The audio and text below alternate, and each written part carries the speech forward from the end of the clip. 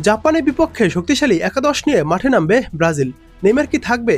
দেখুন ব্রাজিলের starting line আপে কারা কারা থাকতে পারে। পুরুর চোটের কারণে স্কটল্যান্ডের বিপক্ষে খেলতে পারেনি রাফিনিয়া। এবার রাফিনিয়া খেলতে পারবেন না জাপানের বিপক্ষে ব্রাজিলের রাউন্ড অফ 32-এর ম্যাচেও।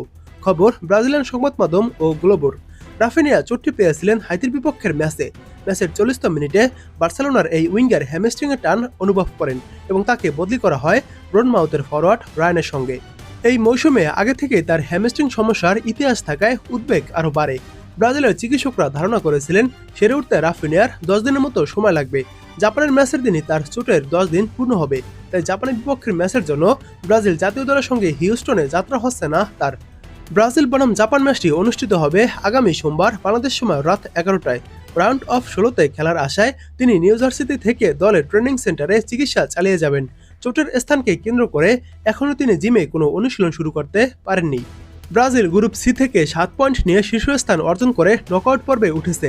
তারা হাইতি ও স্কটল্যান্ডকে হারিয়েছে এবং মরক্কোর সঙ্গে ড্র করেছে। অন্যদিকে জাপান 5 পয়েন্ট নিয়ে গ্রুপ এফ এ নেদারল্যান্ডসের পর দ্বিতীয় স্থান অর্জন করে রাউন্ড 32-এ জায়গা করে নিয়েছে। বিশ্বকাপে রাফিনিয়ার হঠাৎ চোটে কপাল খুলে যায় রায়ানের। সর্বশেষ স্কটল্যান্ডের বিপক্ষের ম্যাচের শুরুর একাদশে নেমে 82 মিনিট খেলে একটি অ্যাসিস্ট করেন ব্রনমাউথের এই তরুণ তারকা।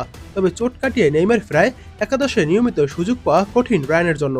দলে নিজের জায়গা ধরে রাখা তীব্র প্রতিযোগিতা নিয়ে কথা বলতে গিয়ে রায়ান এবার অকপটে বলে ফেললেন, ব্রাজিল দলে জায়গার জন্য লড়াইটা তীব্র। আমি যদি মাঠ থেকে উঠে যাই তবে আমার জায়গায় নামবে এনরিক কিংবা নেইমারের মতো তারকারা। প্রতিদিনের অনুশীলনের পারফরমেন্স দেখেই কোচ সেরা খেলোয়াড়দের বেছে নেন যারা দেশের হয়ে মাঠে প্রতিনিধিত্ব করবেন। গত 2 দিন ধরে ব্রাজিল জাপান ম্যাচকে সামনে রেখে অনুশীলন করেছেন এবং আজকে অনুশীলন শেষে ব্রাজিলের সংবাদ মাধ্যম একটি একাদশ প্রস্তুত করেছে।